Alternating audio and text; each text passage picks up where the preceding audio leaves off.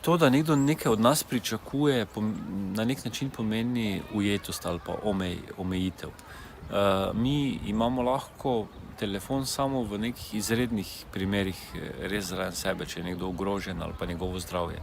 Da pa nekdo to izključno od nas zahteva, je pa to nehumano na nek način povedano, ampak zakaj bi sploh morali imeti telefon ljudje zraven sebe? Kolikokrat se nam lahko zgodi, da se telefon sprazni, ga izgubimo kakorkoli. Skratka, to, da nekdo od nas zahteva, da imamo telefon več čas pri sebi, pomeni njegova nizka samopodoba in v bistvu nezdrav odnos. Partnerska veza ni obveza ali pa ujetost ali pa nekaj, kar je z zakonom predpisano. Zato ne more nas nekdo v nekaj prisiliti.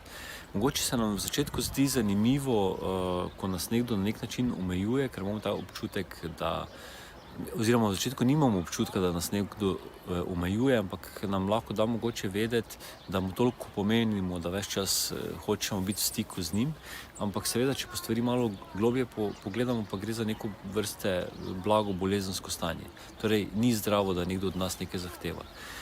Pomembno je to, da se dva partnerja med sabo o tem pogovarjata in vkolikor nekdo sploh ne more tega sprejeti, potem mislim, da tudi partnerja ne more sprejeti v svoje življenje in obratno.